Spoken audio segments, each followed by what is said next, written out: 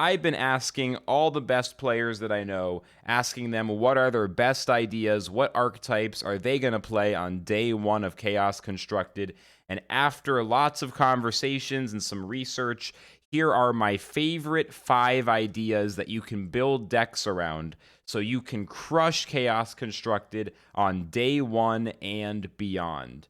So the first deck is 9-drop Reincarnation. We're going to send some huge monsters to the graveyard and resummon them very quickly.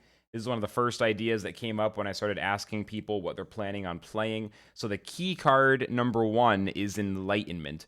This is a light card for 4 mana.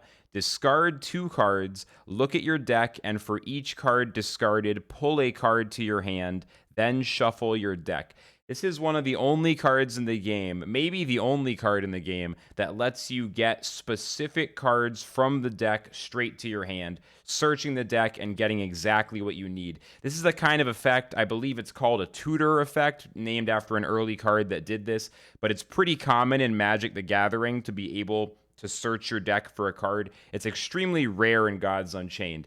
Even more important, this is going to let us discard cards, letting us put specific cards into the void, which is going to be important for the next part of the combo. So we got to put creatures in the void so we can get them back out of the void. Raise Dead is a 5-drop death card that summons any creature from your void. No paying the mana cost, no paying any extra costs. You just pay 5 mana to cast Raise Dead and you summon from the void. So we use Enlightenment to discard any 2 cards, which means we can discard 9-drop creatures, and then we can summon those 9 drops back from the void. So you can Enlightenment on turn 4 and Raise Dead on turn 5 and summon a 9-drop onto the battlefield on your side by turn 5, or even turn 4 if you're going second and you have 3 energy pips. So that's how you can get your favorite Polyhymnia, which, wow, I didn't even realize Polyhymnia is up to $8. This card, I think, got a little more expensive since I last looked at it.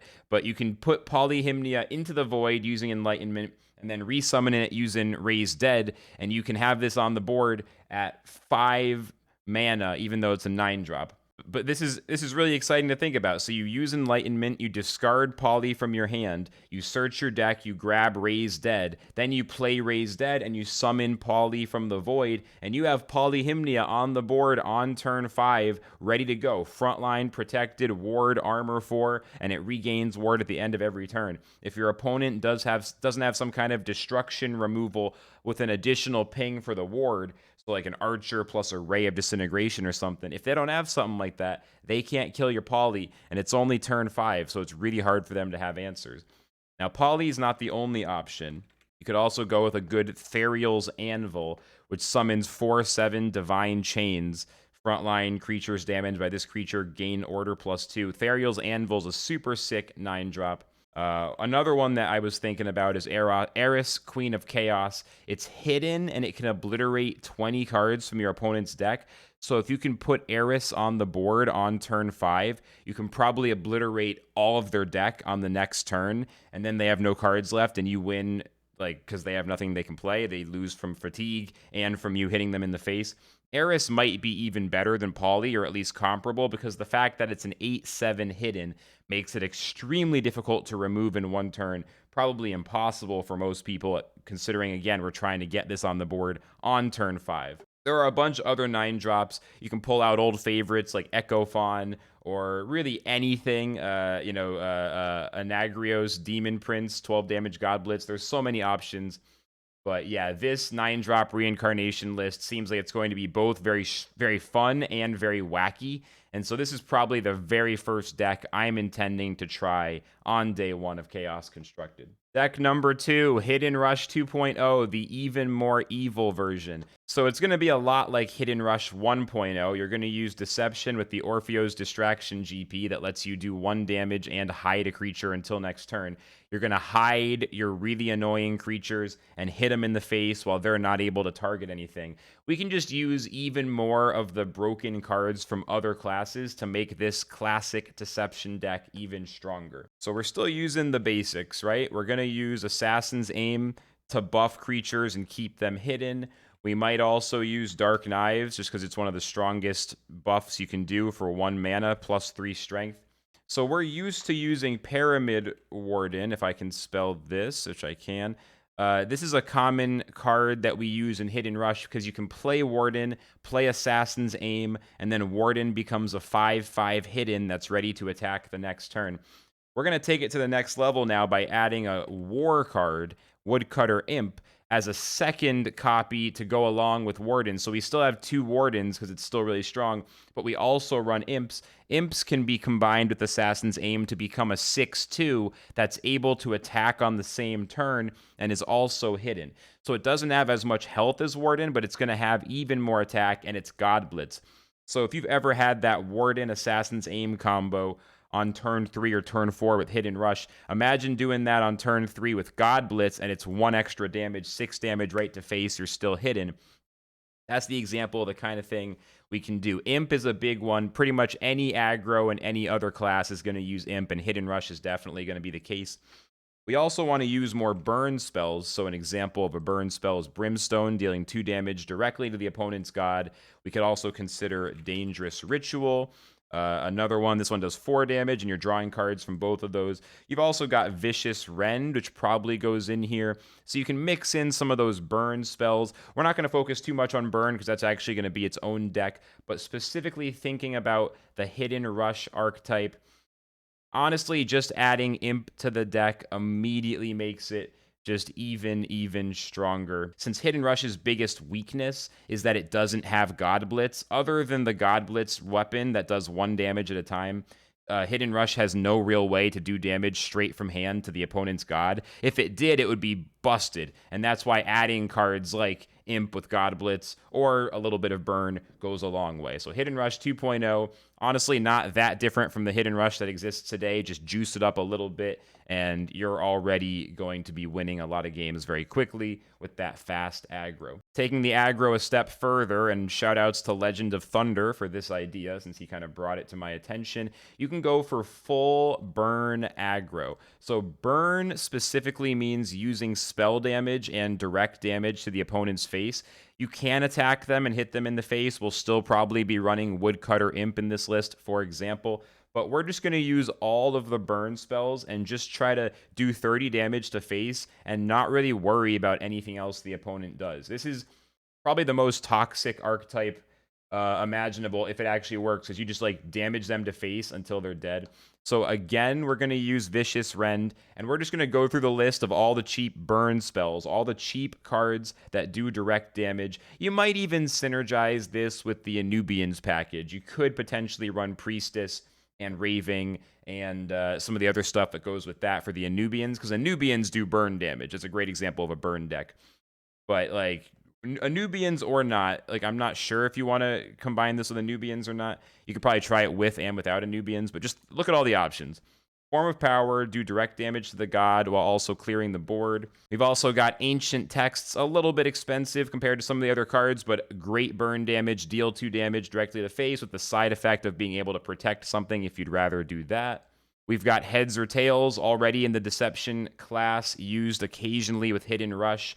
We're going to use this in our burn deck, of course. You could run Lambasting Wand. Usually you're only taking this when you see it in the Sanctum, but this might actually fit in the deck. More likely you're going to run Blade of Sticks, a card that is absolutely burn. I mean, you're hitting them, but you're hitting them with your relic, so it's pretty much...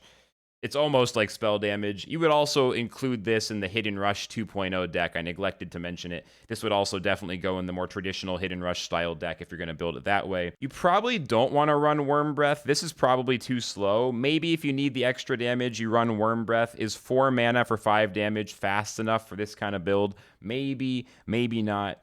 But one other thing to keep in mind is you definitely want to run some extra card draw. You're going to run out of cards too quick, so I think Untold Greed is a great choice. Probably running that with the Burrowing Scarab. And you could just, at that point, add Lootable Corpse, add Priestess. Maybe you run Priestess and you run... I'm going really fast through these cards, just trying to give you guys a glance. You can pause the screen if you need to, but using your Priestess, using your Raving, you could build out the Anubians package there. And for all these lists, check the description. You can like and subscribe while you're doing so. Like and subscribe, oh baby. But you can also check the description. I'm going to link to a blog post where I'll include more specific info. I know we're talking about a lot of cards very quickly, so I'll include some full deck lists or at least some more specific lists of cards. So you can like reference them in a blog post where it's a little easier to keep track. You don't have to like write everything down. Just go to the description, grab the link. Super Olympians. Everyone keeps mentioning this to me. I'm a little bit skeptical, but I thought I'd include it in the video anyway. So you've got Olympian War and you've got Olympian Light. Olympian War is less popular since they re-nerfed Wolf Recruits. That's what it's called. Wolf Recruits was fucking busted for a while. They nerfed it back to the old version. So now Olympian War is less hype than it was. I always thought Olympian War was a little bit of a meme. But basically, what if you put them together? What if you have Village Vendor and Wolf Recruits from the War class? What if you combine that with Reneko Hearthmother, Aegis of the Innocent, and some of the best light stuff? Just like take the best cards from both of those and mash them together. I mean, Aegis of the Innocent is insane. Excellent defensive card with an offensive application, the +3 health to friendly Olympian, then set its strength equal to its health. Very, very powerful. So if you're combining that with stuff like Village Vendor to get the ally buffs on all the Olympians in your hand, the Wolf Recruits to pull Olympians into your hand and giving +1/+1 buffs. This deck will go great with Ashen Child. You can use Ashen Child with Light's Holy Writ cards, so buff the health on this, and then it passes it to the hand. Ashen Child, definitely great.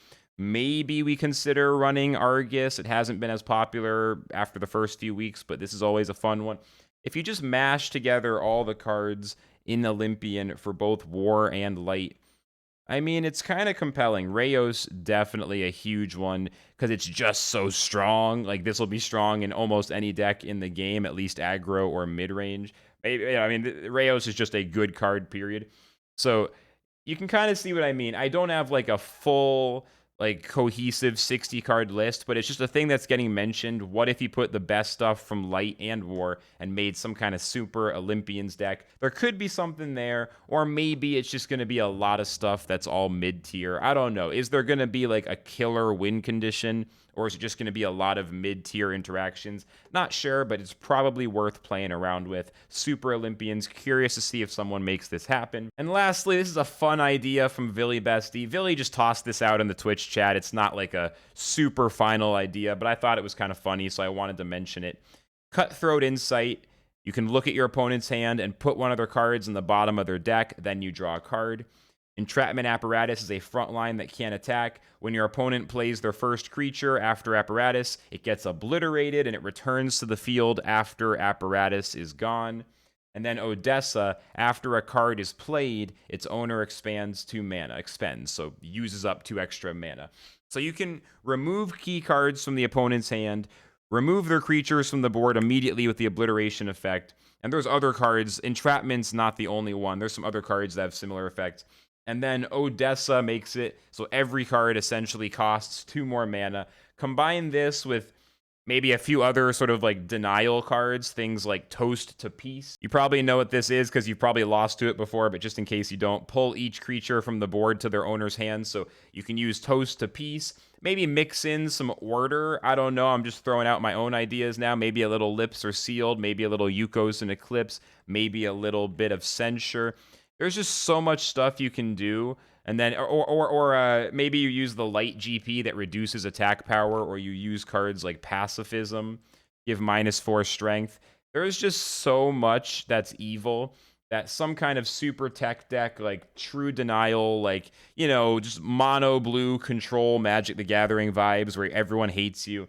There might be something here. I don't know if I'm the right guy to build this deck, but if any of y'all have any ideas for the most evil deck that just makes it impossible for the opponent to do anything, I don't know, maybe toss in some heals from nature. Maybe it gets Winter's Bounty or it gets Compost Charm. I don't know what it takes to make this deck work and survive the early game, but it seems kind of fun. It seems pretty evil, so I wanted to mention it. Chaos Constructed is so hype. It's so cool to see new game modes coming to Gods Unchained. And whatever is going to happen, I think this is going to be a lot of fun. So let's make the most of it. Let's really get creative. Let's get wacky. Let's build some fun decks. Chaos Constructed, hell yeah.